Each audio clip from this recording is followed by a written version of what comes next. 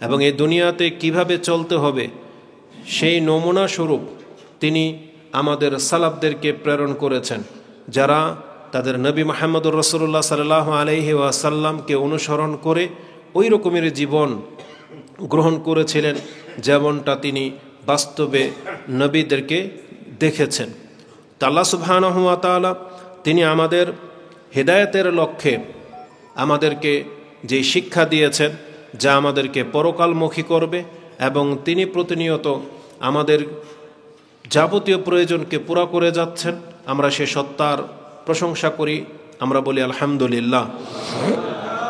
সালাতু ওয়াস সালাম প্রিয় নবী মুহাম্মদুর রাসূলুল্লাহ সাল্লাল্লাহু আলাইহি ওয়াসাল্লামের প্রতি, যার মাধ্যমে আমরা এই কল্যাণকর দিন পেয়েছি, যিনি আমাদেরকে পরকালমুখী হওয়া কীরকম সেটা বুঝিয়েছেন, এবং তিনি তার ব্যক্তিগত জীবনে ওইভাবে জীবনটাকে পরিচালনা করেছেন যাতে করে পরবর্তীর মানুষ ধোঁকা খেয়ে না যায়, যাতে করে আমরা রাসূলুল্লাহ সাল্লাল্লাহু আলাইহি ওয়াসাল্লামের জীবনকে দেখে আমরাও যেন তার মতো হওয়ার চেষ্টা করি।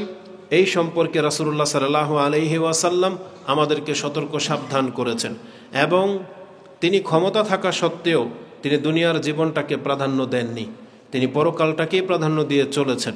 এবং ব্যক্তি জীবনে এবং যে কোনো উপদেশের ক্ষেত্রে তিনি সবসময় চাইতেন আমরা যেন পরকালমুখী তথা জান্নাতমুখী হই।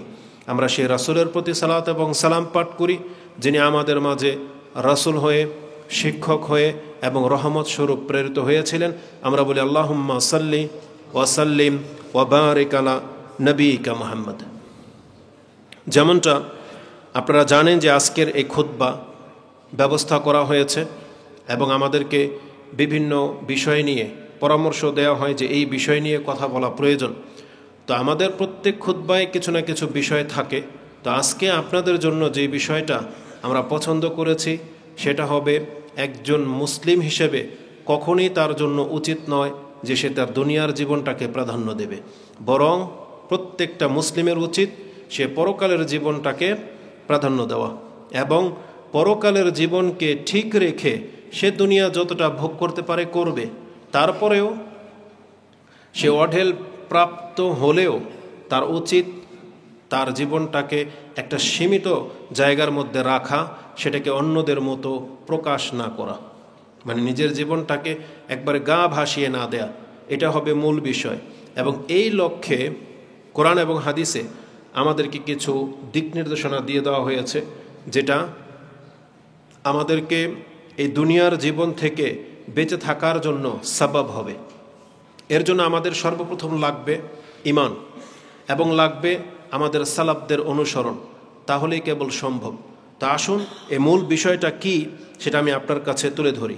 প্রথমত আল্লাহ সুবহানাহু ওয়া তাআলা আমাদেরকে জানিয়েছেন এই দুনিয়াতে সৃষ্টি হওয়া এটা আল্লাহ সুবহানাহু ওয়া তাআলার বিশেষ একটা উদ্দেশ্যে হয়েছে, মানে আমাদেরকে এখানে সৃষ্টি করার পেছনে আল্লাহ সুবহানাহু ওয়া তাআলার বিশেষ একটা উদ্দেশ্য ছিল।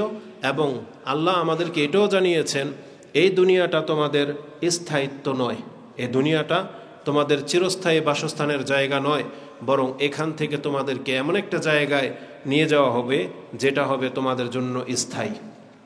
এবং আল্লাহ সুবহানাহু ওয়া তাআলা আমাদেরকে পরকালের বিষয়টাকে এত বেশি গুরুত্বের সাথে কোরআন এবং হাদিসে তুলে ধরেছেন, যেটা হয়তো অন্য কোনো বিষয়ে আপনি দেখতে পাবেন না। তো এই কথাগুলোর মাধ্যমে আমরা জানতে পেরেছি যে এই দুনিয়াটাই হচ্ছে চূড়ান্ত জীবন ব্যবস্থা নয়, এরপরে আরেকটি দুনিয়া রয়েছে, তার মানে আরেকটি জগৎ রয়েছে, এটাকে আমরা ইহকাল বলতেছি, আরেকটা হচ্ছে কি পরকাল। তা আমাদেরকে সেই পরকালের দিকেই পাড়ি জমাতে হবে। প্রথমত আমাদেরকে জানতে হবে যে এই দুইটি জীবনের সাথে আমাদের সম্পর্কটা কি।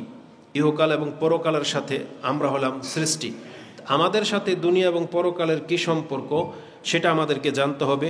এই মর্মে কোরআন হাদিসে কিছু দিক নির্দেশনা দিয়ে দেওয়া হয়েছে। আল্লাহ সুবহানাহু ওয়া তাআলা আমাদেরকে জানিয়েছেন এটা আমাদের স্থায়ী বসবাসের জায়গা নয়। যেমন আল্লাহ সুবহানাহু ওয়া তাআলার বাণীতে তিনি আমাদেরকে একটা আয়াতে বলেছেন, এই দুনিয়াতে আমরা যত কাল কাটিয়ে নেই না কেন, কিন্তু পরকালের জীবনে যখন আমরা পাড়ি দেব, ওখানে গিয়ে মনে হবে যে দুনিয়ার জীবনটা একটা ক্ষণ মাত্র, একটা মুহূর্ত ছিল। যেমন অনেকেই আপনার এরিয়া থেকে এমন কোনো জায়গায় আপনি যান যেটা আপনাকে প্রশান্ত করে দেয়, যেটা আপনাকে অনেক আনন্দিত করে, যেটা আপনাকে অনেক বেশি মানে প্রশান্তি, বা যেটা আপনি কি বলে এটাকে, আপনি আশ্চর্য হয়ে যান এমন কিছু সিনারি দেখে, এমন কিছু আপ্যায়ন দেখে আপনার মনে হয় না যে ওখান থেকে আপনার আর কোনো দিন প্রস্থান হোক। কিছু গেস্ট হিসেবে আপনারা যেখানে বিচরণ করেন বা যেই জায়গাগুলোর স্বপ্ন দেখেন, মাঝে মাঝে ঘুরতে যেখানে যান, সেখানকার সিস্টেম, সেখানকার আপ্যায়ন, সেখানকার জীবন ব্যবস্থা পেয়ে আপনি মুগ্ধ। কিন্তু আপনি এটা ভালো করেই জানেন যে আমি এখানে মেহমান, 2-1 দিন বা 1 সপ্তাহ, যার যতটুকু তৌফিকে কুলায় অতটুকুর মেহমান আপনি।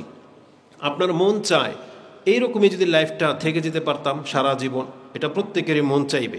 কিন্তু মেহমান, ওই মেহমানের তো যে কয়দিনের, ওই কয়দিনই কিন্তু তার রেসপেক্টটা থাকে, কিন্তু এটা যখন স্থায়িত্ব হয়ে যাবে তখন কিন্তু ওই সমাদরটা আর থাকবে না।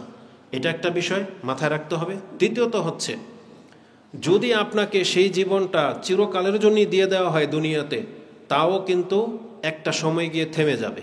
কারণ আল্লাহ সুবহানাহু ওয়া তাআলা দুনিয়া এবং দুনিয়ার নিয়ামতকে একটা সময় দিয়ে সৃষ্টি করেছেন।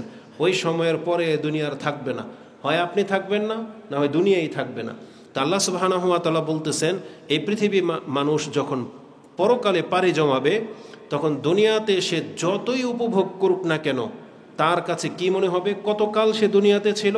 কোরআনের একটা আয়াতে আল্লাহ বলেছেন, কান্নাহুম ইয়াউমা ইয়ারাউনাহা লাম ইয়ালবাসু ইল্লা আশিয়াতান আও দুহাহা।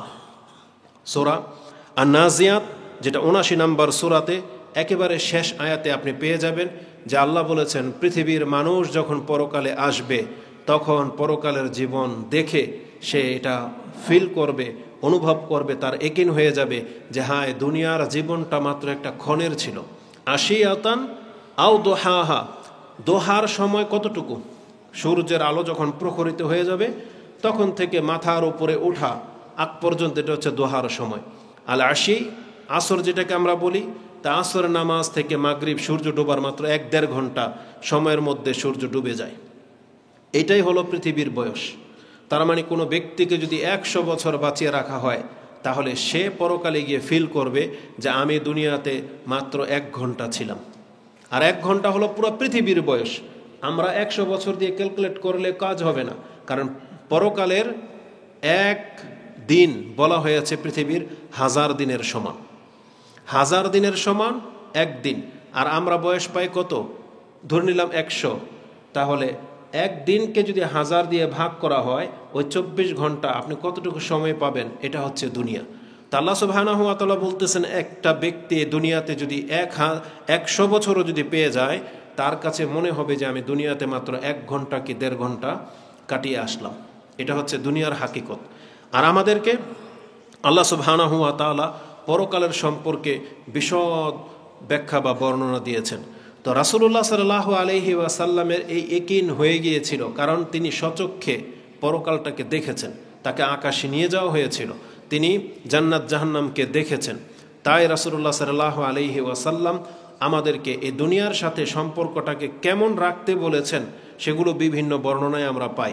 একটা হাদিস নিয়ে নেন, আব্দুল্লাহ ইবনে ওমর কালা আখাযা রাসূলুল্লাহ সাল্লাল্লাহু আলাইহি ওয়াসাল্লাম বিমানকিবি, রাসূল সাল্লাল্লাহু আলাইহি ওয়াসাল্লাম আমার কাঁধে একদিন হাত রাখলেন, যেটা আদর করে বাচ্চাদের সাথে আমরা করি, অধীনস্থদের সাথে হাত রাখলেন। ফাকালা কুন ফিদ দুনিয়া কাআন্নাকা গরীব আও আবিরু সাবিলিন, তুমি দুনিয়ার জীবনটাকে ওইভাবে গণ্য করবে বা ওইভাবে তুমি দুনিয়াতে চলবে যেন তুমি একটা আগন্তুক। কুন ফিদ দুনিয়া কাআন্নাকা গরীব, গরীব হলো অপরিচিত কেউ, কেউ কাউকে চিনে না।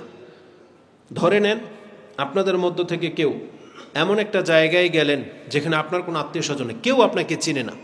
আপনি বাজারে হাটে বাজারে ঘোরাফেরা করেন, মসজিদে বসে থাকেন, কেউ এসে আপনাকে জিজ্ঞেস করবে না যে চলেন দুপুরের খাবার সময় হয়ে গেছে, আপনি বসে আছেন কেন, চলেন, ডাকবে না আপনাকে কেউ। রাস্তায় বসে থাকবেন, আপনাকে কেউ জিজ্ঞেস করবে না আপনার কী পেরেশানি, কারণ কেউ তো আপনাকে চিনে না। মানুষ তো পরিচিতির কাউকেই চিনে বা তার খোঁজ খবর নেবে। রাস্তা তো কত মানুষে বসে থাকে, কি প্রয়োজনে আপনি আসছেন, কারো কোনো খোঁজ নেওয়ার কোনো প্রয়োজন নাই। তো রাসূল বলেছেন তুমি দুনিয়াতে ঠিক ওই অপরিচিত ব্যক্তির মতোই বসবাস করার চেষ্টা করো, কারণ এখান থেকে তোমাকে প্রস্থান করতে হবে, এখানে তোমাকে সমাদর করার মতন কেউ নাই। আও আবিরু সাবিল, অথবা পথচারী হিসেবে তুমি নিজেকে গণ্য করো। যেমন আপনি কোনো এক জায়গায় যাচ্ছেন, রাস্তায় বাজার পড়ে গেল, বা সিলেট সুনামগঞ্জ শহর বা হবিগঞ্জ শহর পড়ে গেল, আমি এখানে আসছি কিছুক্ষণের জন্য, তারপর এখান থেকে আমাকে চলে যেতে হবে। আমাদের ব্যাপারটা তো ভিন্ন, যেহেতু আপনাদের কাছে এখানে মেহমান হয়ে আসছি, আমাদেরকে খোঁজখবর নেওয়ার মতো মানুষ আছে। কিন্তু ধরেন হাইওয়ে দিয়ে যাচ্ছি, পেট্রোল পাম্পে দাঁড়াতে হলো, প্রস্রাব পায়খানার প্রয়োজন হলো, আমরা কিছুক্ষণ স্থায়ী করলাম, কিন্তু এমন একটা পরিবেশ পেয়ে গেছি, দেখে মন লেগে গেল, কিন্তু আমি কি চাইলেই কি এখানে বসবাস করার মতো অবস্থা আমার তৈরি হবে? তৈরি হবে না। আমি চাইলে ওই 1-2 ঘন্টায় বসতে পারবো, তারপর আমাকে এখান থেকে যেতে হবে। তো রাসূলুল্লাহ সাল্লাল্লাহু আলাইহি ওয়াসাল্লাম সাহাবায়ে কেরামকে উদ্দেশ্য করে বরং আমাদেরকে তিনি এই সংবাদ দিয়েছেন যে কুন ফিদ দুনিয়া কাআন্নাকা গরীব আও আবিরু সাবিলিন। আর সাহাবায়ে কেরামদের চরিত্র হলো রাসূলুল্লাহ সাল্লাল্লাহু আলাইহি ওয়াসাল্লাম তাদেরকে যাকে যেই উপদেশ দিয়েছেন তারা এটা মরার আগ পর্যন্ত মনে রেখেছে, তারা সেটাকে মরার আগ পর্যন্ত পালন করেছে।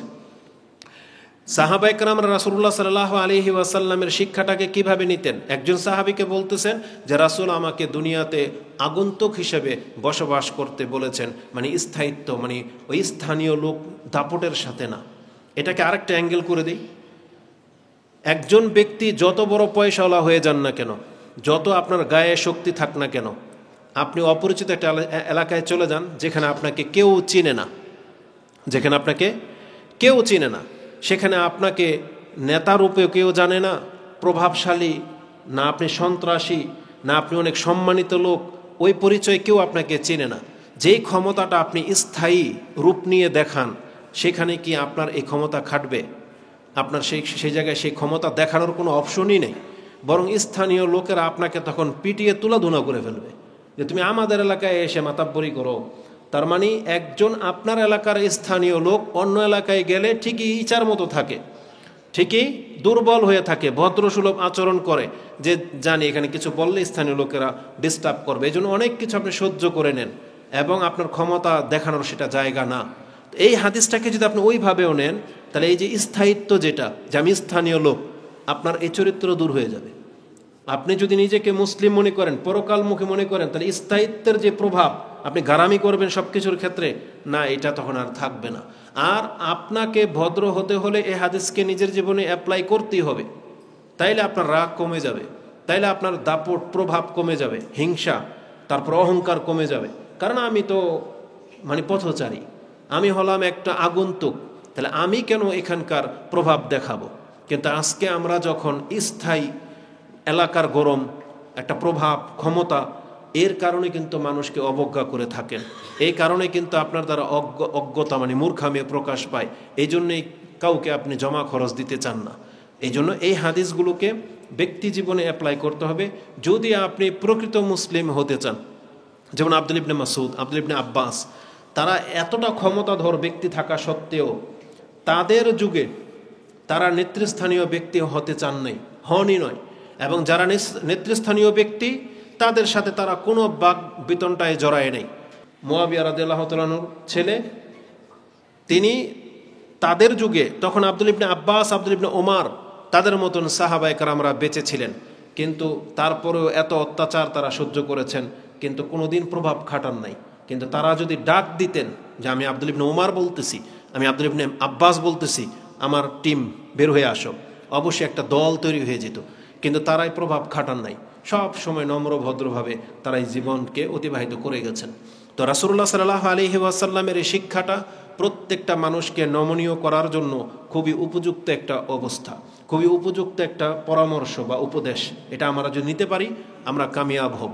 আব্দুল ইবনে ওমর, তিনি যে এই উপদেশটাকে কত চমৎকারভাবে নিয়েছিলেন, তিনিও যখন তার কোনো ছাত্রকে উপদেশ দিতেন, তখন তিনি এইভাবে বলতেন, ইজাম সাইতা ফালা তান্তাজিরিস সাবাহ, ইজাম সাইতা ফালা তান্তাজিরিস সাবাহ ওয়া ইজা আসবাহতা ফালা তান্তাজিরিল মাসা।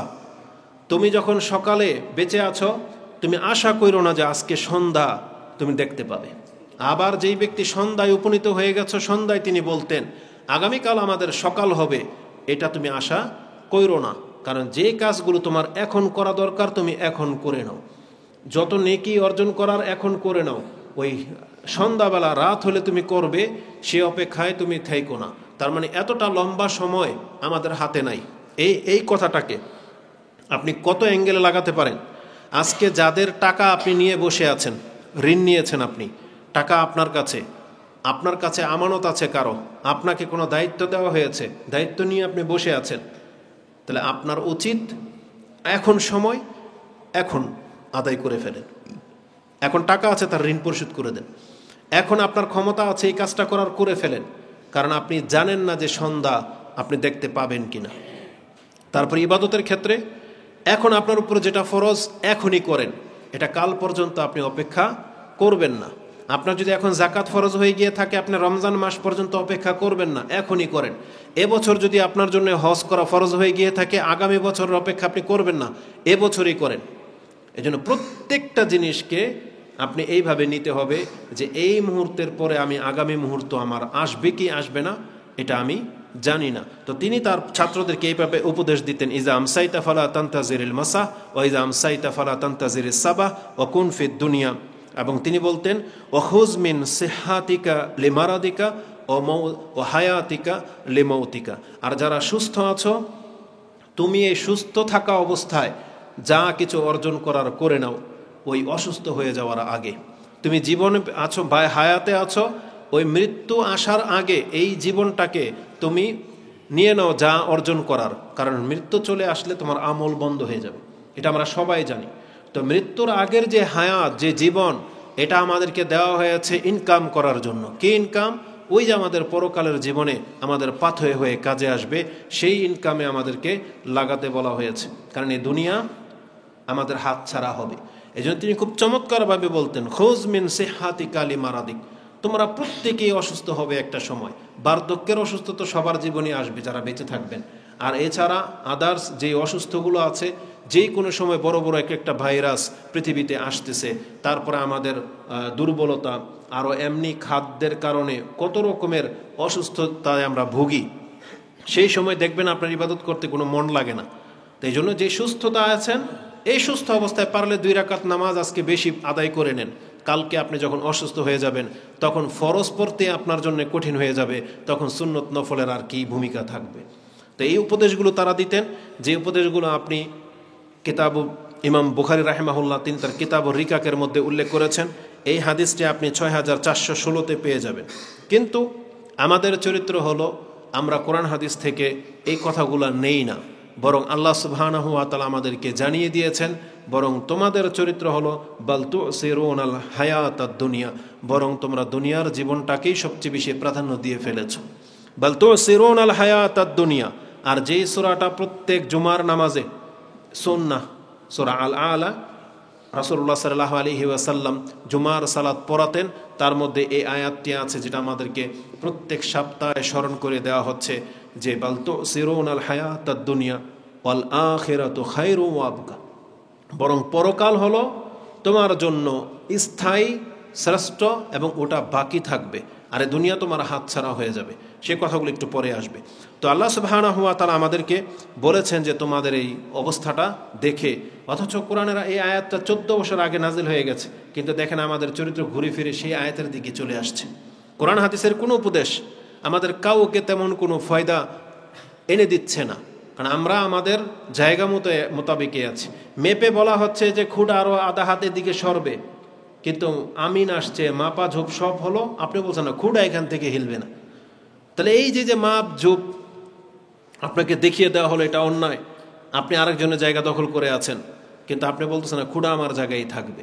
তা আজকে আমাদের চরিত্র হয়ে গেছে এমন, কোরআন হাদিসের যে কোনো উপদেশ দেওয়া হচ্ছে, বেনামাজি থেকে যাচ্ছেন, হারামখোর হারামি খেয়ে যাচ্ছেন, দাড়িবিহীনই চলে যাচ্ছেন, টাকনার উপরে প্যান্ট, ওই টাকনা থেকে উঠতেছে না। মানে যার যে চরিত্র সেটা বহাল আছে, কিন্তু খুতবার মতো করে খুতবা হচ্ছে, ওয়াজের মতো করে ওয়াজ হচ্ছে, তাহলে এর মানে কি? বরং রাসূলুল্লাহ সাল্লাল্লাহু আলাইহি ওয়াসাল্লামের যুগের অবস্থা তো এমন ছিল যে আজকে যেটা হারাম ছিল, কালকে যখন আয়াত নাজিল হয়ে গেল, তার পরের দিন সেই হারামটার মদিনাতে দেখা যায় নাই। এটা হচ্ছে চরিত্র। যে এতদিন তারা মদ খেত, মজলিসে বসে মদ হারাম হয়ে গেছে, তারপরে মদিনার অলিতে গলিতে মদ ভেসে বেড়াতো, কিন্তু মদ আর খাওয়া হতো না, শেষ বিলুপ্ত হয়ে গেছে। আজও পর্যন্ত মদিনাতে মদ খাওয়া হয় না, আজও পর্যন্ত। চিন্তা করা যায়? কি মনে করেন আপনি? অথচ আমাদের বাংলাদেশে কোরআন তো প্রত্যেকের ঘরে ঘরে আছে, কিন্তু নেশা হারাম এটা কে না জানে? আমরা যে অনইসলামিক জীবনযাপন করতেছি এটা সবাই জানি, কিন্তু কেন আমরা কোরআন হাদিস দিয়ে শুধরাচ্ছি না? তো বোঝা যাচ্ছে যে এটা আমাদের উপদেশ নিতে আমাদের সমস্যা হচ্ছে, যে আমরা দুনিয়া এমনভাবে দেখে ফেলেছি, বা দুনিয়া আমাদেরকে এমনভাবে পেয়ে বসেছে যে এখন জুমার খুতবা কেন আমাদের কেন যেন মনে হয়, আর আমরা তো তুচ্ছ ব্যক্তি, যদি সাহাবা একরামদের যুগের কেউ, এমনকি যদি স্বয়ং রাসূলুল্লাহ সাল্লাল্লাহু আলাইহি ওয়াসাল্লামও এই মানুষগুলোর জন্য হেদায়েত স্বরূপ আসতেন, যদি এখন আসতেন, তাহলে আমাদের অধিকাংশ মানুষগুলো মনে হয় এইভাবেই থেকে যেত। আর যেটা রেজাল্টটা ঘটবে, যেমন মুহাম্মদ সাল্লাল্লাহু আলাইহি সাল্লাম তারা আসবেন না, কিন্তু আল্লাহ সুবহানাহু ওয়া তাআলা আবার সেই স্বর্ণযুগটাকে এনে দেবেন ইমাম মেহদি বা ঈসা আলাইহিস সালামের মাধ্যমে। যারা ইসলাম গ্রহণ করার তারা ইসলাম গ্রহণ করে নেবে, আর বাকিদের উপরে কিয়ামত কায়েম হবে। কিন্তু তাদের সংখ্যা খুব কম। এটাই বোঝা যায় যে আমাদের দেশের মানুষ উপদেশ খুব কম গ্রহণ করে। তো যারা নিচ্ছেন তারা কামিয়াব। যেমন আল্লাহ সুবহানাহু ওয়া তাআলা যদি আমাদের পাপের কারণে এতদিন আমাদেরকে হালাক করে দিতেন, তাহলে আমাদের মতন ব্যক্তিরা নামাজি হইতে পারতো না, কারণ আমরা তো নামাজি হয়েছি বহুত পরে। আমাদেরকে শিখাই নাই কেউ এভাবে যে নামাজ ছেড়ে দিলে মানুষ কাফের হয়ে যায়। কিন্তু যেই দিন আমরা শুনেছি যে নামাজ এটা হচ্ছে মুসলিমের পরিচয়, এমন মুসলিম যেই মুসলিমের পাপ থাকলেও আল্লাহ তাকে ক্ষমা করার ওয়াদা করেছেন, কিন্তু মুসলিম হয়ে মরতে হবে, এটা আমাদেরকে কেউ শিখায় নাই। কিন্তু যেদিন থেকে জেনেছি যে 5 ওয়াক্ত নামাজ আমাকে মুসলমান থাকতে হলে পড়তেই হবে, তারপরে আমার বিচার শুরু হবে। আমি যদি পাপী হই শাস্তি দেবে, আল্লাহ চাইলে মাফও করবে, আর একদিন জান্নাতে। কিন্তু বেনামাজি অবস্থায় মরে গেলে আপনি যত সাধু হন না কেন, আপনাকে জাহান্নাম থেকে কেউ বাঁচাতে পারবে না। এটা কত বড় কঠিন কথা। তা আমরা ওই কথাগুলো শুনে তারপরে নামাজি হয়েছে, কিন্তু আপনাদেরকেও সেই কথাগুলোকে স্মরণ রাখতে হবে। এটা কিন্তু অনেক বড় একটা কথা, যে নামাজ না পড়লে আপনার ইসলাম থাকে না। এরপরে আপনি সৎ না অসৎ এটা পরে দেখা হবে, কিন্তু আপনি যদি নামাজ ছেড়ে দিয়ে মরেন, আপনি ফেরেশতা হলেও আপনার কোনো কাজ হবে না। আল্লাহ সুবহানাহু ওয়া তাআলা আপনার এই সততার প্রশ্নই করবেন না, কারণ প্রথম প্রশ্নই করা হবে, বলা হয়েছে সালাতের, নামাজের। তা যার সালাত নাই তার বাকিগুলো বিফলে যাবে। এই জন্য শুধরানো উচিত। তা আমাদের জীবনের এমন বহু দিক আছে যা প্রমাণ করে যে আমরা দুনিয়ার দিকে ঝুঁকে গেছি। এই কোরআনের আয়াত বা হাদিস আমাদের চরিত্রটাকে চেঞ্জ করতে পারতেছে না। দুনিয়ার দিকে যে আমরা ঝুঁকে গেছি তার বাস্তব প্রমাণ আমরা নিজেরাই। আমাদের জীবনযাত্রা, আমাদের জীবনের যে গেট আপ বা চলাফেরার যে ধরন, আমাদের খাদ্য খাওয়া বা আমাদের আত্মীয় স্বজন মাঝে মিশে যাওয়া বা যে অনুষ্ঠানগুলো আমরা পালন করি, এগুলোই হচ্ছে প্রমাণ যে আমরা দুনিয়াবি হয়ে গেছি। উপরন্তু আরেকটা দৃষ্টান্ত হলো আমাদের বাড়িঘরগুলো। আমাদের বাড়িঘরগুলোকে আমরা এমনভাবে সাজাই, এমনভাবে বানাই, বা এমন স্বপ্ন দেখি একটা বাড়ির, মনে হচ্ছে যে আমরা হয়তো এই পৃথিবীতে থেকে যাওয়ার জন্য এসেছি, আমাদের হয়তো আর মৃত্যু হবে না। আজ থেকে 2 কি 300 বা প্রায় 2-3 হাজার বছর হবে, ধরে নেন 2-3 হাজার বছর আগের একজন নবী বা আরও আগের একজন নবী তার জাতির ঘরবাড়িগুলোকে দেখে একটা সময় এইভাবে বলেছিলেন। কি বলেছিলেন?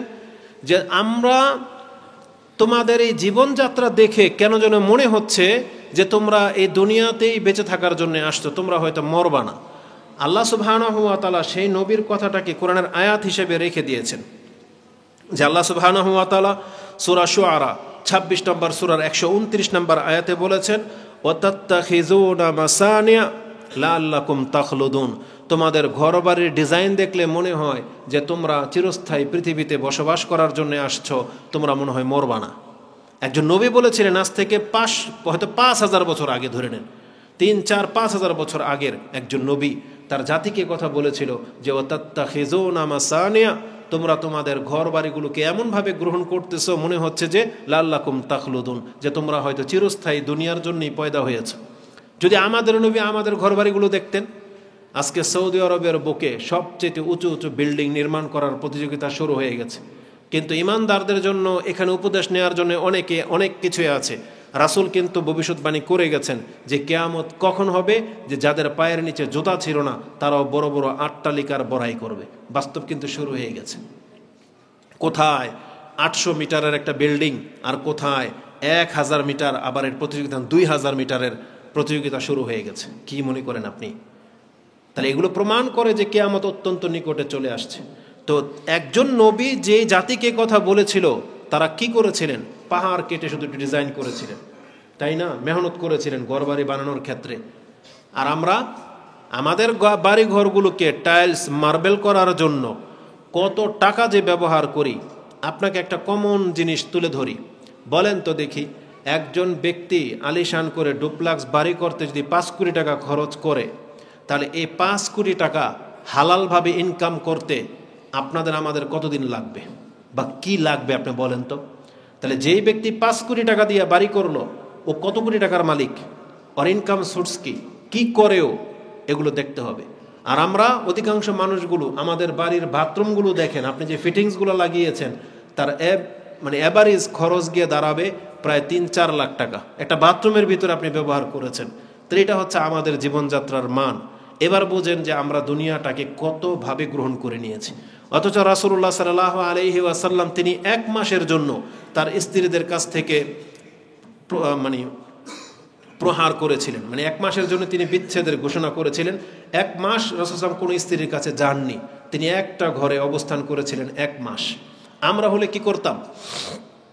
আমরা যদি কোনো কারণে, যদি এরকম নেতা শ্রেণীর মানুষ যারা হয়, তারা যদি কোনো কারণে তার সংসার থেকে যদি দূরে কোথাও চলে যায়, সে গিয়ে হাই-ফাই 5 স্টার হোটেলে গিয়ে রুম ভাড়া করে, তাই না?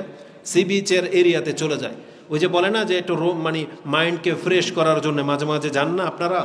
আরে আমি একটা জায়গায় কক্সবাজার একটা প্রোগ্রামের অনুযায়ী গিয়েছিলাম, তখন একটা জায়গা দেখানোর জন্য আমাদেরকে নিয়ে যাওয়া হয়েছে, মারমেড সম্ভবত জায়গাটার নাম, ওই এরিয়াটা মারমেডই হবে, এটা উল্লেখ করা হয়েছে।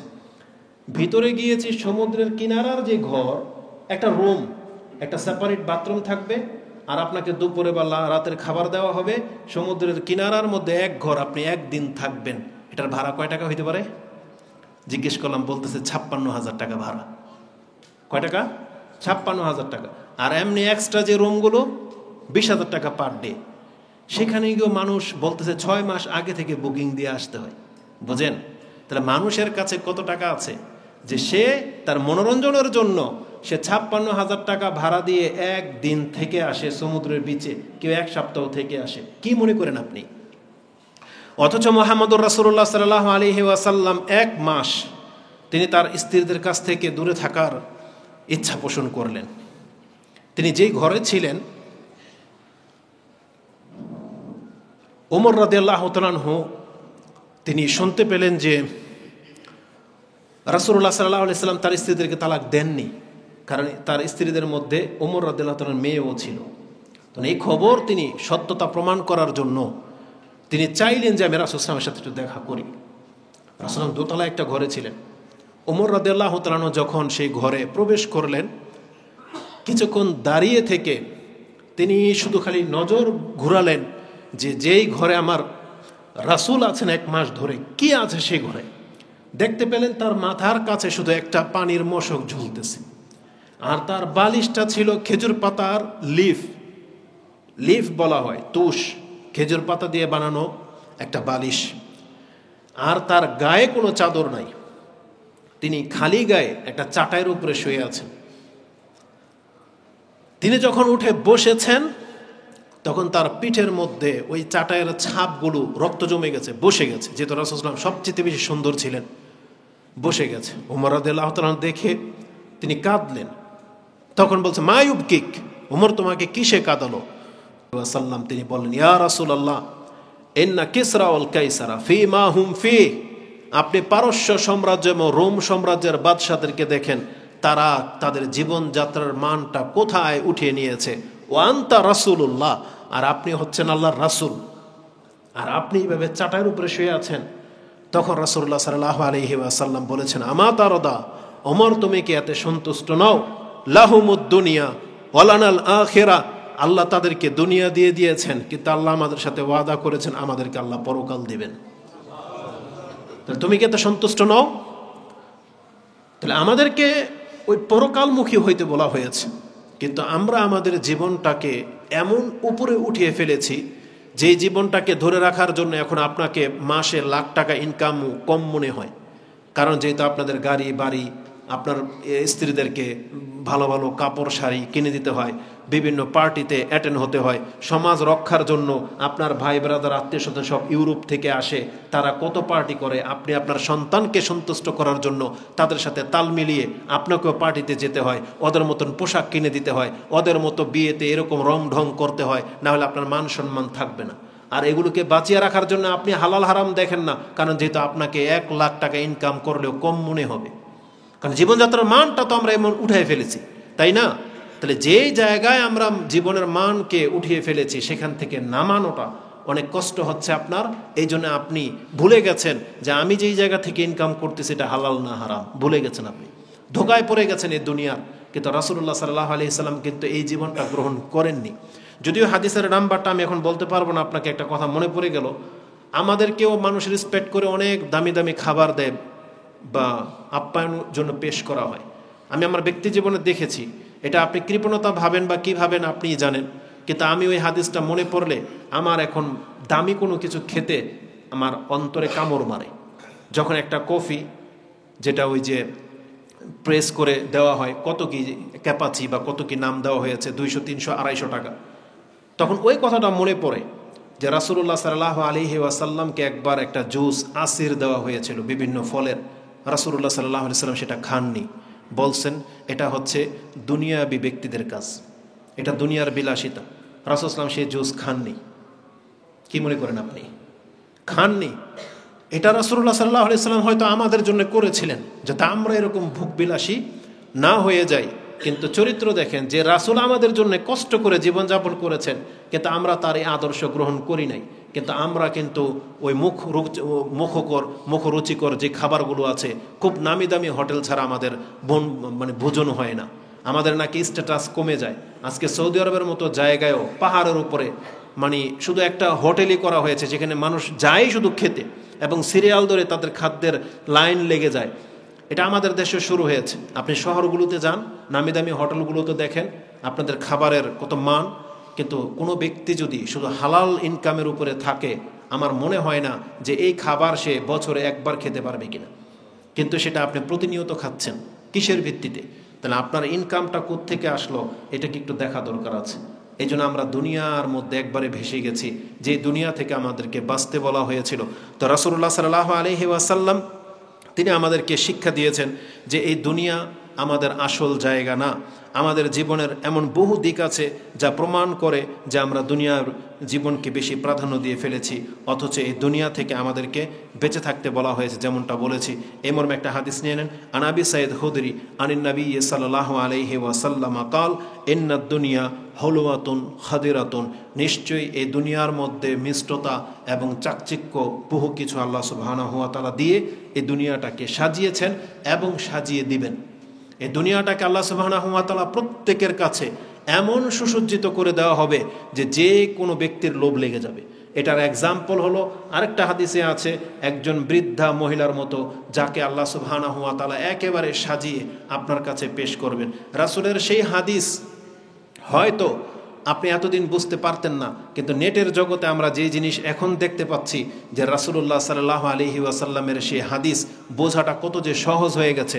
রাসূল বলেছিলেন দুনিয়া বৃদ্ধ হয়ে গেছে, বৃদ্ধা মহিলার মতো হয়ে গেছে। এই দুনিয়া এখন সেজেগুজে প্রত্যেক মানুষের কাছে প্রকাশ পেয়ে যাচ্ছে, কিন্তু এর আসল রূপটা মানুষ দেখতেছে না।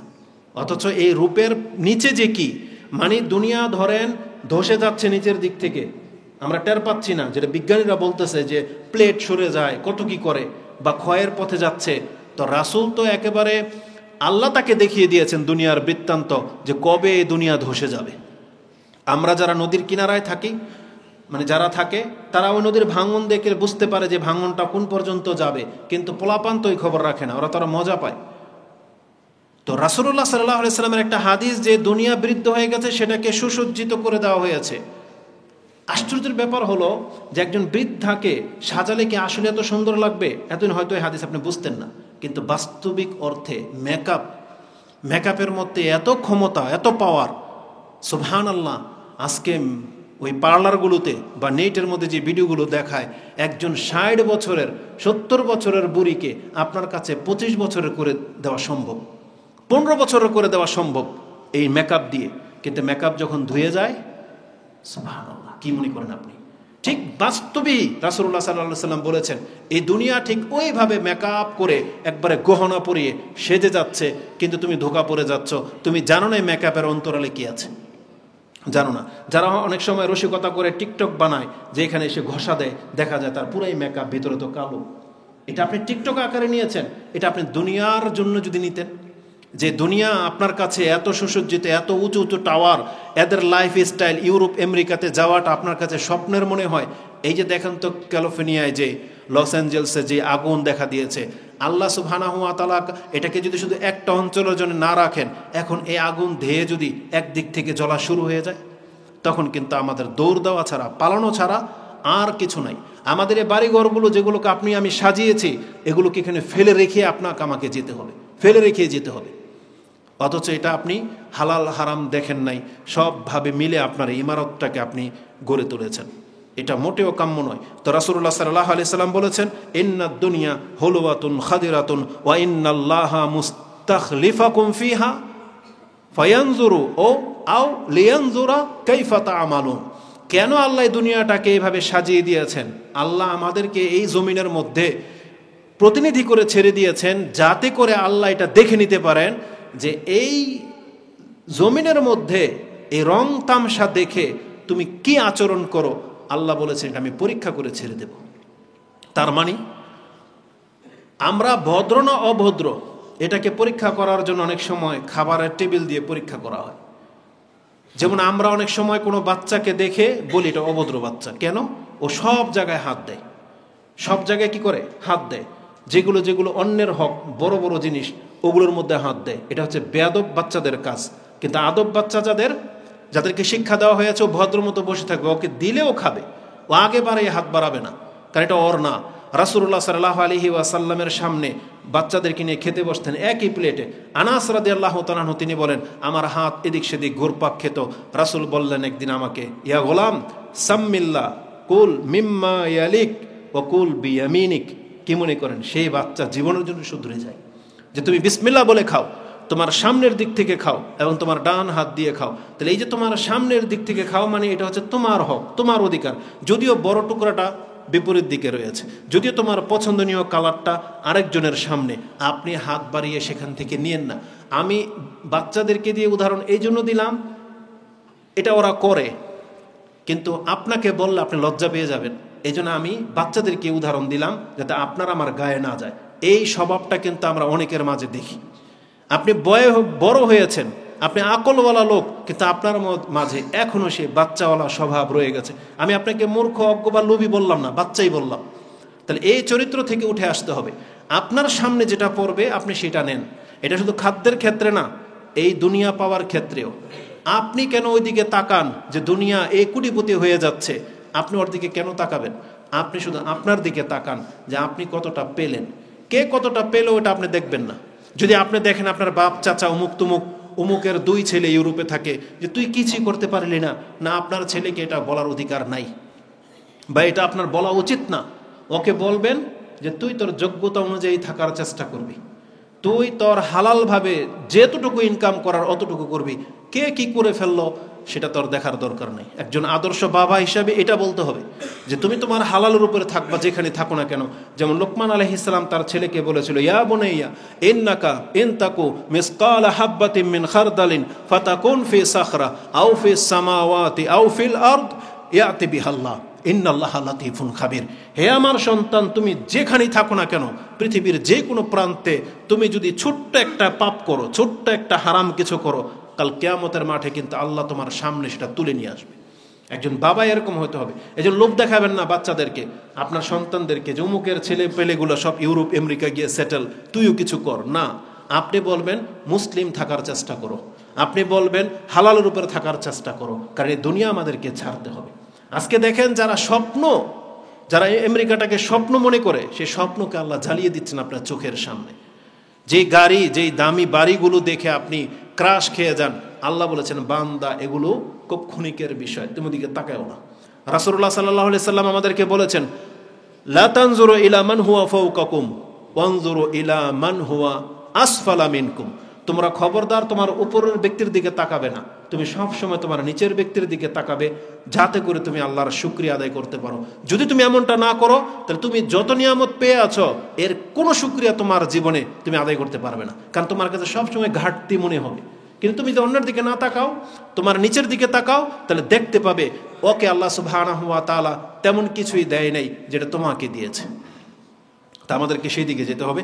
রাসূলুল্লাহ সাল্লাল্লাহু আলাইহি সাল্লাম বলেছেন যে ফায়ানজুরু কাইফা তা'মালুন, আল্লাহ তোমাদেরকে দুনিয়া দিয়েছেন যাতে করে পরীক্ষা করে নিতে পারে যে তুমি এই জমিন পেয়ে, এই সম্পদ পেয়ে কি করো দেখার জন্য। এটা বলার পরে রাসূল বলেছেন ফাত্তাকুদ দুনিয়া, তোমরা দুনিয়া থেকে বাঁচো। ফাত্তাকুদ দুনিয়া, তোমরা দুনিয়ার এই চাকচিক্য জীবন থেকে বাঁচো। এবং সাথে আরেকটা উপদেশ দিয়েছেন ওয়াত্তাকুন নিসা, এবং তোমরা মহিলাদের ফিতনা থেকে বাঁচো। ওয়াত্তাকুন নিসা, মহিলাদের প্রতি থেকে আকর্ষণ এটাকে কমাইতে হবে। অবশ্যই পুরুষদের জন্য আকর্ষণীয় করেই মহিলাকে পেশ করা হয়েছে পৃথিবীতে, কিন্তু রাসূল বলেছেন ফাত্তাকুন নিসা, তোমরা মহিলাদের এই আচরণ থেকে বাঁচো। দুনিয়া তোমার কাছে সেজে পেশ হবে, মহিলারও তোমার কাছে সেজে পেশ হবে, কিন্তু তোমাকে বাঁচতে হবে।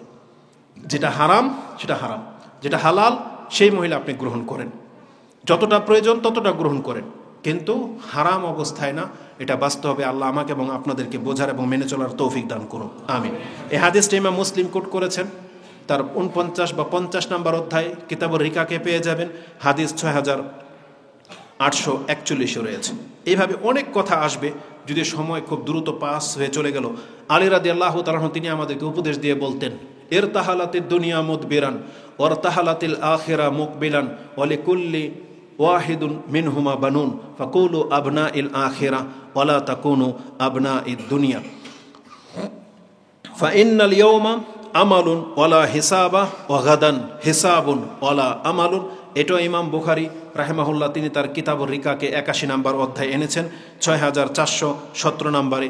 আলী রাদিয়াল্লাহু তাআলা আনহু তিনি বলতেন দুনিয়া তোমাকে রেখে পেছন দিকে সরে যাচ্ছে, আর কবর পরকাল তোমার সামনের দিক থেকে ধেয়ে আসছে, আর প্রত্যেক জায়গারই সন্তান হয়। দুনিয়ারও কিছু মানুষ আছে দুনিয়ার জন্য বেঁচে আছে, আর কিছু মানুষ আছে পরকালের সন্তান হওয়ার জন্য পরিশ্রম করে যাচ্ছে।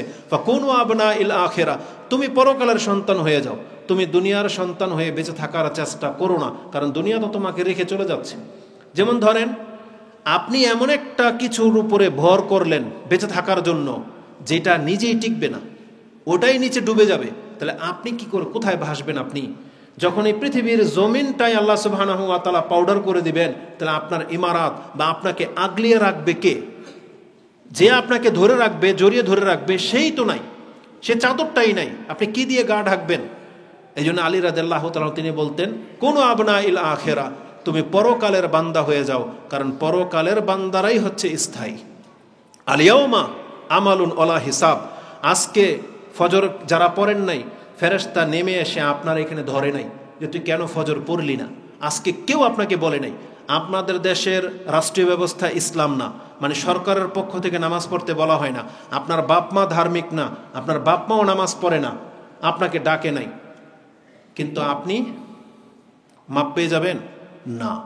আল্লাহ আপনাকে ধরে নাই, কারণ এই জমিনটা হিসাবের জায়গাই না, শুধু আমল করার জায়গা। ওগাদান, কিন্তু কালকে কি হবে?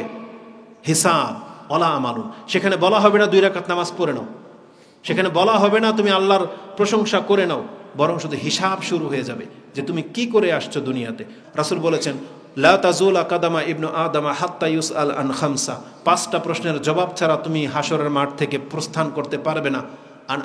আন উমরিহি ফিমা আফনা ওয়া আন শাবাবিহি ফিমা আবলা ওয়া আন মালিহি মিন আইনা ইকতাসাবা ওয়া ফিমা আনফাকা ওয়া মা আমিলা ফিমা আলিমা, তুমি কি কর্ম করেছো তোমার ইলম অনুযায়ী, যতটুকু জ্ঞান ছিল সে অনুযায়ী তুমি আমল করেছো কিনা।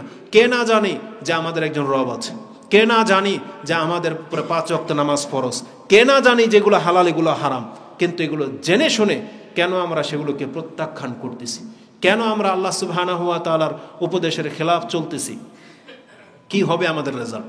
এই জন্য প্রত্যেক ভাইকে মুসলিম হিসেবে শুধু এতটুকু কথা স্মরণ করতে হবে যে আমি যদি এই অবস্থায় মরে যাই তাহলে আমার আগামীকালটা কি হবে। আমাদের সবার কাছে তার উত্তর রেডি থাকা দরকার, সবার কাছে উত্তর রেডি থাকা দরকার। তাহলে আপনি বুঝতে পারবেন যে আমার পরকালটা কেমন হবে। আর না হলে কিন্তু আমরা সবাই এভাবে উদাসীনের সাথে যেভাবে পথ চলতেছি আমাদেরকে কিন্তু নিয়ে এ দুনিয়া ডুবে যাবে। নেক্সট দ্বিতীয় খুতবায় আমি আপনাকে বলবো, দুনিয়া থেকে বাঁচার জন্য, পরকালমুখী হওয়ার জন্য কিছু উপকরণ লাগবে, কিছু নুক্তা বলে দেব, যদিও খুতবার টাইম পাস হয়ে চলে গেছে। আকুলু লিকাউলি হাযা আস্তাগফিরুল্লাহ লি ওয়া লাকুম ওয়া লিসাইরিল মুসলিমিন ফাস্তাগফিরু ইন্নাহু হুয়াল গফুরুর রহিম। আলহামদুলিল্লাহ ওয়াসসালাতু ওয়াসসালামু আলা রাসূলিল্লাহ, আম্মা বাদ। দুনিয়ার জীবনের যেই বক্তব্যগুলো আছে, সুবহানাল্লাহ, আমি বুঝতে পারিনি যে সময়টা এত লেগে যাবে, নাহলে আরও 2 ঘন্টায় বক্তব্য শেষ হবে না। শুধু এতটা কথা বলে দিই, দুনিয়াকে ইগনোর করা বা দুনিয়া থেকে মুখ ফিরানো মানে দুনিয়াটাকে উপেক্ষা করা না, ওই দুনিয়াটাই ইগনোর করা না, মানে আপনি দুনিয়া ছেড়ে দিয়ে বেঁচে থাকবেন ওই রকম না। যেমন ভণ্ডারা তাদের কিতাবাদির মধ্যে যেগুলো লিখে, এক ভণ্ডা তার কিতাবে লিখেছে এ নাকি বাংলাদেশের হক্কানি আলেম, এ নাকি সবচেয়ে বড় পীর, বা এদের দল নাকি শক্তিশালী, এদের কিতাবের মধ্যে কি জঘন্য কথা বা কি বাজে আকিদা এদের। এরা নিজেদেরকে কি যেন বলে, কি তরিকা যেন, চিস্তিয়া সাবিরি, চিস্তিয়া সাবিরের তরিকার লোক তারা। এই চিস্তিয়া সাবিরি শব্দটা কোত্থেকে আসছে? সাবিরি এটা হচ্ছে আলাউদ্দিন সাবের নামের একজন পীর, এদের দাদা পীরের দাদা পীর আলাউদ্দিন সাবের। এই আলাউদ্দিনের ঘটনা তাদের কিতাবে লিখছে। আলাউদ্দিনের মা শামস তাবরিজি সম্ভবত তার ভাগিনা হবে, ওই আলাউদ্দিনকে নিয়ে গেছে তার এই মামা ভাইয়ের কাছে, বলছে যে আমার ছেলেটাকে আপনার কাছে রেখে গেলাম, আপনি আল্লাহর ওলি, ওকে বানাই দিবেন বা আপনার সাথে থাকলেও অনেক কিছু শিখবে। ওই মামা ভাগিনাকে দায়িত্ব দিয়েছেন, নিজের ভাগিনা যেহেতু, খাদ্য ভাণ্ডারের দায়িত্ব দিয়ে দিয়েছেন যে তুই খাদ্য ভাণ্ডারের দায়িত্বে থাকবি। 1 বছর পর মা এসেছে ছেলের সাথে দেখা করার জন্য, এসে দেখে ছেলের শরীরে কোনো গোস্ত নাই, শুধু চামড়ার হাড্ডি বাকি আছে। তো বলছে আলাউদ্দিন তোর এই অবস্থা কেন? তোর মামার কাছে তোকে রেখে গেলাম, তোর এই অবস্থা কেন? তখন মামার কাছে গেছে, বলছে ভাই তোমার কাছে আমার ছেলেকে রেখে গেলাম, ওর এই অবস্থা কেন? তো মামা জিজ্ঞেস করে কিরে আলাউদ্দিন, তোকে আমি খাদ্য ভাণ্ডারের রাজত্ব দায়িত্ব দিয়ে গেলাম, তোর এই অবস্থা কেন? তো বলতেছে মামা আপনি তো আমার শুধু দায়িত্বই দিয়েছেন, খাইতে তো বলেন নাই, বুঝেন? তো বলতেছে তাহলে এই 1 বছর কিভাবে বেঁচে আছিস? তা বলছে আল্লাহর জিকির খেয়ে। কি মনে করেন? বলতেছে কি আল্লাহর জিকির খেয়ে নাকি বেঁচে আছে। আস্তাগফিরুল্লাহ। তো এরা হলো এত বুজুর্গ, বুঝেন, মানে মামা খেতে বলে নাই দেখা সে খাদ্যই গ্রহণ করে নাই, চিন্তা করা যায়? তাহলে ওই কথাগুলা শুনে এরা মুরিদ হয়ে যায়। আস্তাগফিরুল্লাহ তাওবা ইলাইহি। খাদ্য ছাড়া কোনো ব্যক্তি বাঁচতে পারবে? খাদ্য পানি ছাড়া? আর আল্লাহ সুবহানাহু ওয়া তাআলা এটা বলেছেন যে তুমি আমার বন্দেগী করো, খাদ্য পানি সব ছেড়ে দাও, বলেন না এটা? রাসূল বলেছেন লা রুহবানিয়াতা ফিল ইসলাম, ইসলামে বৈরাগ্যতার কোনো স্থানই নাই। অবশ্যই আপনি খাবেন, কি খাবেন?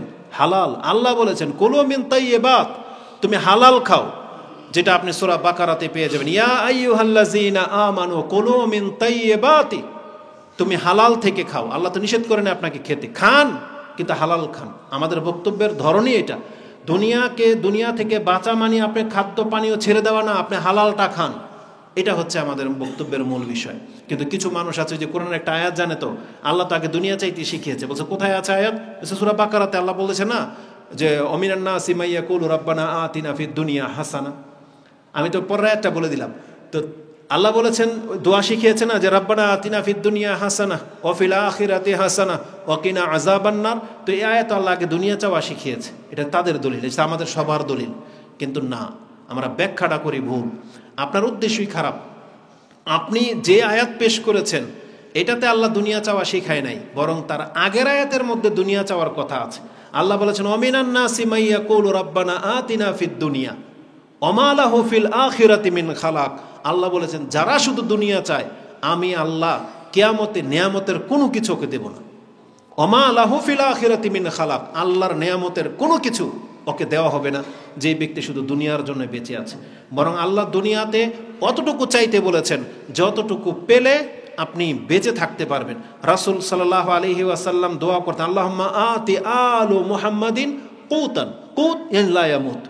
এটার ব্যাখ্যা করা হয়েছে, মানে হে আল্লাহ আপনি মুহাম্মদ এবং মুহাম্মাদের পরিবারকে না খাওয়াইয়া মাইরেন না, এতটুকুর মালিক রাইখেন যে কুতান, আমাদের ঘরে যেন কুত পর্যন্ত থাকে। কুত এটা আরবি শব্দ, যেটার মিকদাদ হলো যা থাকলে মানুষ মরে না, অতটুকু খেয়ে বেঁচে থাকতে পারে। তো রাসূল ওই জীবনটা চেয়ে নিয়েছেন, কিন্তু আমাদেরকে দেখেন আল্লাহ কত কি দিয়েছে, কিন্তু এখন পর্যন্ত আমাদের পেট ভরে না। এই জন্য কি করতে হবে জানেন? প্রথমে আপনি আল্লাহর কাছে দোয়া করবেন, যেমনটা রাসূলুল্লাহ সাল্লাল্লাহু আলাইহি ওয়াসাল্লাম সকাল বিকাল করতেন। তিনি বলতেন, আল্লাহুম্মা আতি নাফসি তাকওয়াহা ওয়া যাক্কিহা আনতা খায়রু মান যাক্কাহা আনতা ওয়ালিয়ুহা ওয়া মাওলাহা আল্লাহুম্মা ইন্নী আউযু বিকা মিন নাফসিন লা তাশবা ওয়া মিন কলবিন লা ইয়াখশা ওয়া মিন দাওয়াতিন লা ইউস্তাজাবু লাহা। আল্লাহ, আমি তোমার কাছে এমন অন্তর থেকে আশ্রয় চাচ্ছি যে অন্তর তোমাকে ভয় পায় না, এমন কুপ্রবৃত্তি থেকে তোমার কাছে আশ্রয় চাচ্ছি যেটা কোনোদিন ভরে না, আরও চায় আরও চায়। এমন অন্তর থেকে আল্লাহ আমি তোমার কাছে আশ্রয় চাচ্ছি, এবং এমন দোয়া থেকে তোমার কাছে আশ্রয় চাচ্ছি যে দোয়া কবুল হয় না। এমন দোয়া করেই কি লাভ?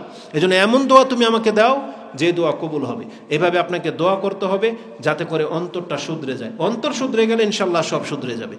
এই জন্য পরকালমুখী হতে গেলে আমাদেরকে এই সাবাবগুলো লাগবে, বললাম দোয়া। দ্বিতীয়ত হচ্ছে দুনিয়া এবং পরকালের হাকিকত জানতে হবে। রাসূল কি বলেছেন? প্রত্যেকটা ব্যক্তিকে হাদিস স্মরণ রাখা উচিত। রাসূল বলেছেন, কেউ যদি দুনিয়া পেতে চাও, ধরে নাও আল্লাহ তোমাকে যদি দুনিয়া দিয়ে দেয়, তোমার ভয় করা উচিত। যদি আল্লাহ তোমাকে পরকাল না দেয়, তাহলে কি হবে রেজাল্ট? তুমি দুনিয়াতে শুধু এক ফোঁটা পানির জন্য তুমি তোমার পরকালটাকে হারাইলা। এটা উদাহরণ দিতে গিয়ে রাসূল বলেছেন, ওয়াল্লাহি মা মাসালুদ দুনিয়া ফিল আখিরাহ, পরকালের তুলনায় দুনিয়ার নেয়ামত এতটুকু। মা ইয়াজআলু আহাদুকুম ফি ইসবাহু হাযিহি ফিল ইয়াম্মি ফালিয়ানজুর বিমা তারজিয়া। তুমি তোমার এই আঙ্গুলটা অথবা এই আঙ্গুলটা তুমি সমুদ্রের পানিতে ডুবিয়ে দাও। বলছে সমুদ্রের পানিতে ডুবিয়ে দাও, নদী না, সমুদ্রে যেতে হবে আপনাকে। ডুবিয়ে দিয়ে বের করে নিয়ে আসো, যতটুকু পানি তোমার আঙ্গুলে উঠে আসবে। তুমি এই ফোঁটাটা আল্লাহর কাছে চাচ্ছ, অথচ আল্লাহ তোমাকে তোমার যেটা মনের খায়েশ, যে জগৎটা তুমি চাচ্ছ, ওই জগৎ পুরা করতে গেলে সমুদ্রের মতন পানি লাগবে। আর আল্লাহ তোমার জন্য সমুদ্রের মতন পানির জীবনটাই পরকালে রেখে দিয়েছে।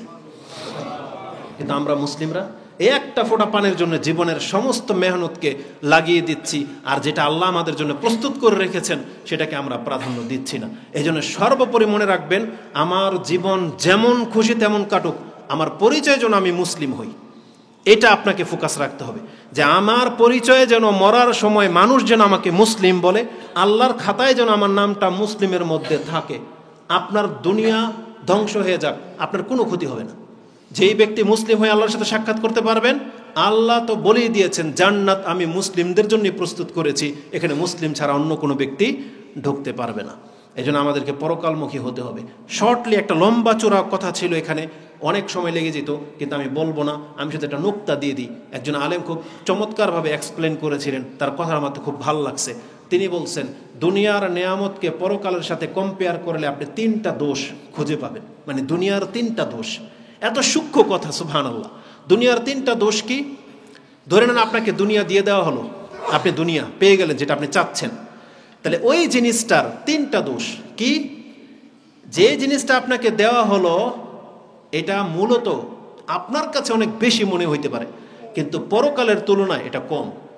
তাহলে কোয়ান্টিটি কম, আপনি কম পেলেন। দ্বিতীয়ত কি? আপনি যেটা পেলেন এটা কোয়ালিটি নষ্ট হয়ে যায়। পরকালের কোয়ালিটি নষ্ট হবে না। ধরেন আপনাকে আল্লাহ বয়স দিয়ে দিল, যে আল্লাহ তুমি আমাকে বয়স দাও। 100 বছর চেয়ে নিলেন, 1000 বছর চেয়ে নিলেন, ধরে নেন আল্লাহ দিল আপনাকে 1000 বছর। কিন্তু এই 1000 বছরের যে কোয়ালিটি, এটা কি সবসময় একরকম থাকবে? একরকম থাকবে না। দেখা যাবে যে 100 বছর আপনি সুঠাম, দ্বিতীয় বছর 100 বছরে একটু দুর্বল, এক পর্যায়ে আপনি যেতে যেতে এই যে দাড়ি পাকা শুরু হবে, হাড্ডি ক্ষয় হওয়া শুরু হবে, তারপরে আপনি চলাফেরা সব স্লো হয়ে যাবে। মানে কোয়ালিটি নষ্ট হতে থাকবে। এই চামড়ার গ্লেজ নষ্ট হয়ে যাচ্ছে, সে যত সুন্দরী হোক না কেন। তার মানে এক তো কোয়ান্টিটিতে ঘাটতি আছে, কোয়ালিটিতেও ঘাটতি আছে। আর কি? মিকদার, মানে সময়কাল, এক্সপায়ার ডেট আছে। পৃথিবীর সব জিনিসের এক্সপায়ার ডেট আছে, কিন্তু জান্নাতের কোনো কিছুর এক্সপায়ার ডেট নেই। আপনাকে যা দেওয়া হবে স্থায়ী, যা দেওয়া হবে। জীবন দেওয়া হবে স্থায়ী, বলছে যৌবন দেওয়া হবে স্থায়ী, রূপ দেওয়া হবে স্থায়ী, এবং শুধু স্থায়ী না, বরং রাসূল বলেছেন প্রত্যেক জুমায় তার সৌন্দর্যতা বৃদ্ধি পাবে। পুরুষরা যখন বাজারে যাবে বাজারের ধুলাবালি তার গায়ে লাগবে, এসে দেখবে তাদের পরিবারের লোকেরা অসম্ভব সুন্দর হয়ে গেছে, তারাও আল্লাহর প্রশংসা করে বলবে, আল্লাহর কসম তুমি যে অবস্থায় গিয়েছিলে তার চেয়ে অনেক উত্তম রূপে তুমি ফিরে আসছো। এটা হচ্ছে জান্নাত, এটা হচ্ছে পরকালের জীবন। এই জন্য আমাদেরকে সব সময় পরকাল চাইতে বলা হয়েছে। এই দুনিয়া আমাদেরকে তেমন কিছু দিতে পারবে না যেটা আল্লাহ আমাদের জন্য রেখেছেন। আল্লাহ আমাদের অন্তরের খারাপি থেকে তোমার কাছে আশ্রয় চাচ্ছি। আল্লাহ তুমি আমাদের পাপগুলোকে মাফ করে দাও। আমরা যতটা গাফিলতিতে আছি আল্লাহ তুমি রহমান রাহিম, তুমি চাইলে আমাদেরকে ক্ষমা করতে পারো। আল্লাহ এখন তুমি আমাদেরকে ক্ষমা করে দাও এবং আমাদের অন্তরে আল্লাহ পরকালের ভালোবাসাটাকে জোরালো করে দাও। আমরা যেন আমাদের নবী মুহাম্মদুর রাসূলুল্লাহ সাল্লাল্লাহু আলাইহি ওয়াসাল্লামের জীবনটা গ্রহণ করতে পারি, আমরা যেন সাহাবায়ে কেরামদের চরিত্রে চরিত্রবান হতে পারে। আল্লাহ তুমি আমাদের অন্তরের ভিতরে ঈমান ঢেলে দাও। আমিন ইয়া রাব্বাল আলামিন। যে স্রোত শুরু হয়েছে বাংলার জমিনে, আল্লাহ তুমি এই হক কথাগুলোকে গ্রহণ করার তৌফিক দান করো। আমাদের যুবকদেরকে আল্লাহ তুমি ইসলাহ করো, আমাদের পরিবারের মহিলাদেরকে আল্লাহ তুমি শুধরে দাও এবং আমাদেরকে ইসলাম পালন করে একটা মুসলিম পরিবার গঠন করার তৌফিক দান করো। আমিন ইয়া রাব্বাল আলামিন। সুবহানাকাল্লাহুম্মা রাব্বানা বিহামদিকা আশহাদু আল্লা ইলাহা ইল্লা আনতা আস্তাগফিরুকা ওয়া আতুবু ইলাইক। ইবাদাল্লাহ রাহমাকুমুল্লাহ, ইন্নাল্লাহা ইয়ামুরুকুম বিল আদলি ওয়াল ইহসান ওয়া ইতা'i যিল কুরবা ওয়া ইয়ানহা আনিল ফাহশাই ওয়াল মুনকারি ওয়াল বাগি ইয়া'iযুকুম লাআল্লাকুম তাযাক্কারুন। ওয়াযকুরুল্লাহা ইয়াযকুরুকুম ওয়া লাযিকরুল্লাহি আকবার। আল্লাহু ইয়া'লামু মা তাসনাউন। আসসালামু আলাইকুম ওয়া রাহমাতুল্লাহি ওয়া বারাকাতুহু।